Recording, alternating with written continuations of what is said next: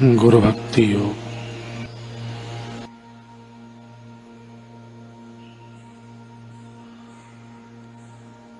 दुराग्रही शिष्य अपनी पुरानी आदतों को चिपका रहता है। वह भगवान की या साकार गुरु की शरण में नहीं जाता।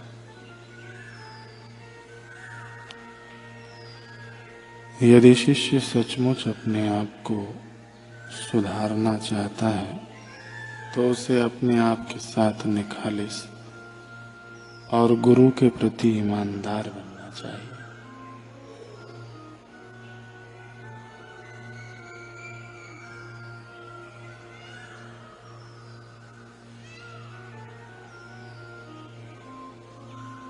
शिष्य को भगवान अथवा गुरु के प्रति संपूर्ण, अखंड और संकोच रहित होकर आत्मसमर्पण करना चाहिए। गुरु तो केवल अपने शिष्य को सत्य जनाने की अथवा जिस रीति से उसकी आत्मा की शक्तियां खिल उठें वह रीति बता सकते हैं। अध्यात्म मार्ग में हर एक साधक को गुरु की आवश्यकता पड़ती है।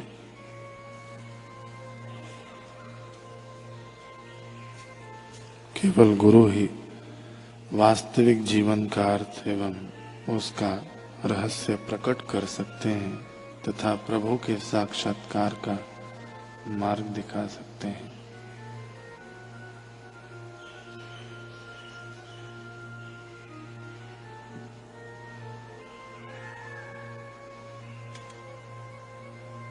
जिन्होंने प्रभु का साक्षात्कार किया है वे ही आदर्श गुरु हैं। ऐसे गुरु मन, वचन और कर्म से पवित्र हैं।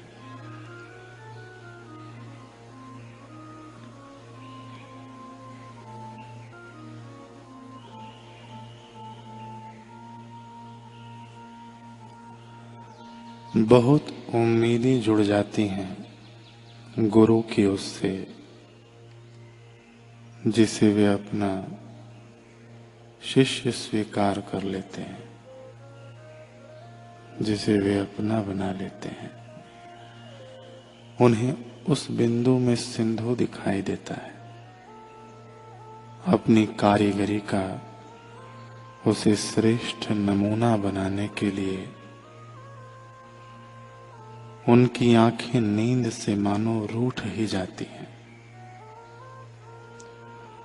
वह भी तब जब वे जानते हैं कि उनके प्रेम को 100 में से 99 ने तो निश्चित ठुकराना ही है।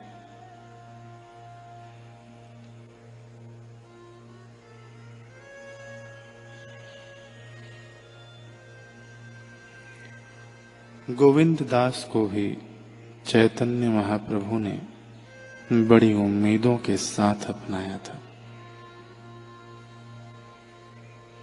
सन्यास के पावन पथ पर गोविंद दास ने भी बड़ी आशाओं के साथ कदम रखे थे।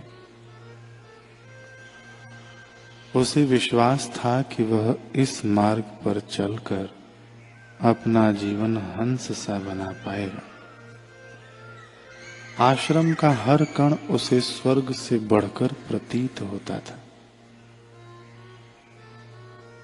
वहां झाड़ू लगाकर कूड़ा उठाने के कार्य में भी दिव्यता दिखाई देती थी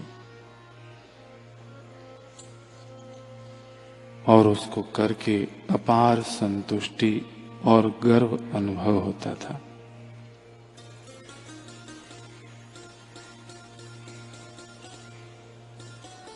अन्य सन्यासी और सेवादारी भाई कितने अपने से भी अपने प्रतीत होते थे,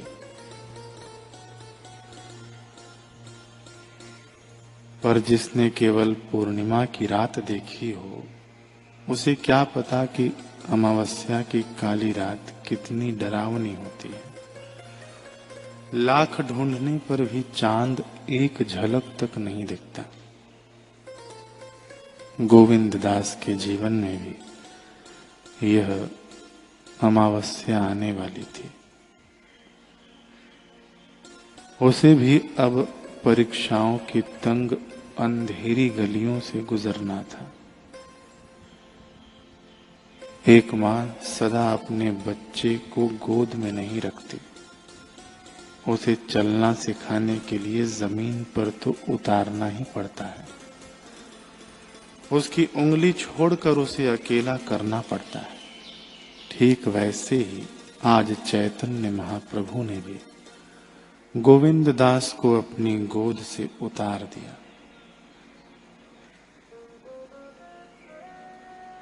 उसे भक्ति मार्ग पर चलना सिखाने के लिए उसे अपने से बाहरी स्तर पर दूर कर दिया।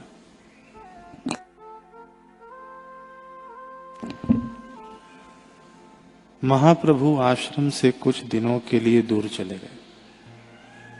गोविंद दास सेवा कार्य में व्यस्त रहने लगा। एक दिन सेवा करते हुए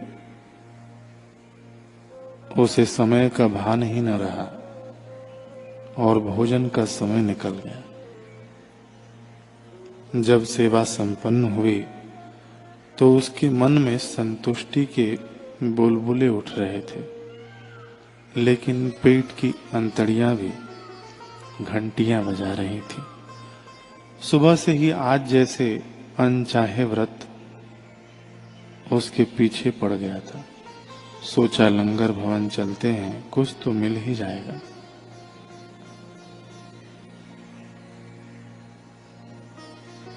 अरे यह कोई समय है आने का? जानते नहीं कि भोजन का समय क्या है? यहाँ आश्रम में तुम्हारे मन के हिसाब से नहीं चलेगा, नियमों के अनुसार चलेगा। जाओ, नहीं मिल पाएगा अब तुम्हें भोजन। लंगर भवन के सेवादार ने कहा।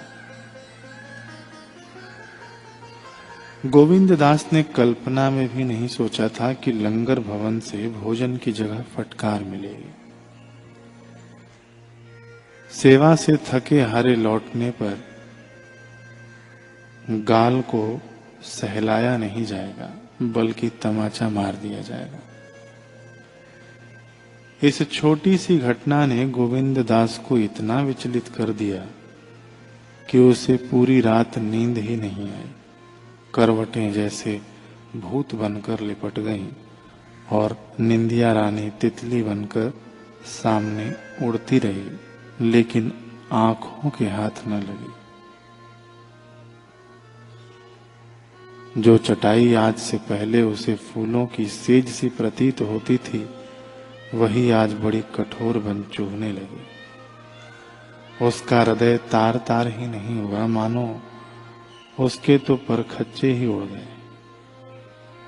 और इस मौके को संभालने में शैतान ने देर न लगाई। गोविंद दास सोचने लगे कि इस समय अगर मेरी माँ यहाँ होती तो सब काम छोड़कर मुझे भोजन खिलाती। बस ऐसा एक छेद ही काफी है किसी भी नौका को डुबाने के लिए। या मानो 16 आने शुद्ध दूध में खट्टे की बूंद गिर गई। पहली बार गोविंद को आश्रम पराया सा अनुभव हुआ और लाचार जैसे शब्द बड़े अपने से दिखे। और ऊपर से गुरुदेव भी आश्रम में नहीं थे। दिन पे दिन गोविंद का आश्रम से मन उचटने लगा। रह रहकर घर की यादें उसके कलेजे को जख्मी करने लगी। हंस से दिखने वाले सभी आश्रमवासी अब बगुले दिखने लगे। उसके मन का कोई एक कोना तो कहता कि गोविंद दास, यह सब परीक्षा है, धैर्य का दामन मत छोड़ना, क्योंकि धैर्य का लिबास और मौन की वाणी यह परीक्षा में आपके शस्त्र हैं। लेकिन यह कोने की आवाज कोने में ही पड़ी रह जाती, जैसे ही मन के दूसरे स्वर हावी होते। ये स्वर गोविंद दास को दास नहीं, जागीरदार का बेटा होने की याद दिलाते। उससे कहते, बता, क्या तूने अमीरी इन फकीरों से बेइज्जत होने के लिए छोड़ी थी? और बात केवल भोजन वाली भी नहीं बची थी, अब तो बात हर बात पर बिगड़ रही थी।